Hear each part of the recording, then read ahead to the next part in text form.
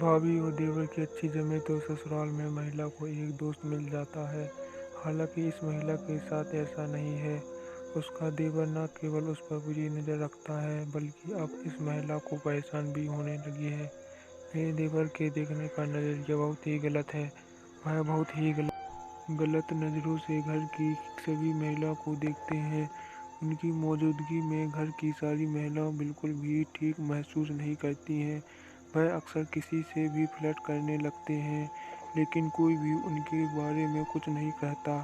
यहाँ तक कि उन्होंने हमारे घर की सबसे छोटी बच्ची को भी नहीं छोड़ा है। मुझे भी बहुत परेशान किया हुआ है, लेकिन अब मुझे समझ नहीं आ रहा है कि परिवार को परेशान किए बिना मैं इस समस्या से कैसे निपटूं।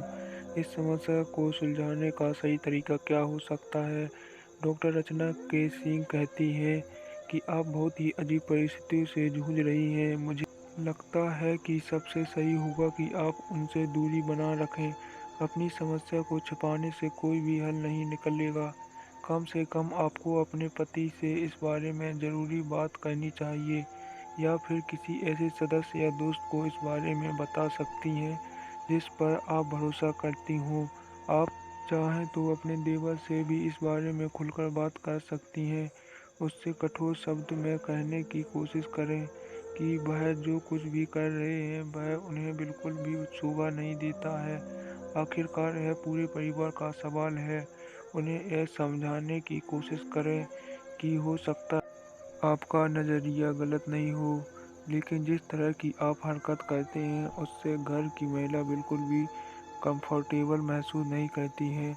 आप उनसे बात करते हुए कह सकती हैं कि मैं जानती हूँ कि आप एक खुले दिमाग के इंसान हैं, लेकिन आपके व्यवहार से दूसरों को परेशानी होती है। अगर आपको लगता है कि आप सही कर रहे हो तो मैं इसमें क्या कह सकती हूँ, लेकिन मुझे ऐसा लगता है कि इससे आपकी बदनामी हो रही है। मैं आपके हित में ही सोच रही हूँ। यही नहीं, बातों ही बातों में उन्हें बताएं कि आपसे उनका क्या रिश्ता है।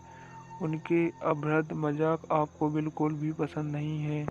उनका आपको छूना, कंधे पर हाथ रखना, हद से ज़्यादा हंसी मजाक करना आपको बिल्कुल भी अच्छा नहीं लगता है। अगर आप चाहती हैं कि यह पूरा मामला परिवार के बीच रहकर ही सुलझ जाए तो इस मामले को घर के बड़े बुजुर्ग के साथ शेयर करें। अगर आपको लग रहा है कि आप अपने सास ससुर को इस बारे में नहीं बता पाएंगी तो कम से कम अपने पति के साथ इस पूरे किस्से को ज़रूर शेयर करें। उनसे कहें कि वह सबसे पहले अपने भाई से बात करें और उन्हें समझाएं कि उसकी वजह से घर का माहौल कितना ख़राब हो रहा है। अगर इतना सब होने के बाद भी वह अपनी आदतों से बाज नहीं आ रहे हैं तो आपको तुरंत कुछ एक्शन लेने की ज़रूरत है। परिवार के बाकी रिश्तों की तरह भाभी और देवर के रिश्ते में भी सीमा तय करना बहुत ज़रूरी है। जिस तरह सास ससुर के साथ बात या बर्ताव करने में एक सीमा को कभी पार नहीं किया जाता, उसी तरह देवर और भाभी के बीच भी इस तरह का संबंध होना चाहिए। इस रिश्ते में अगर आपसी सम्मान व मर्यादा बरकरार रहेगी तो आप दोनों में किसी को भी कभी किसी तरह की शर्मिंदगी का सामना नहीं करना पड़ेगा।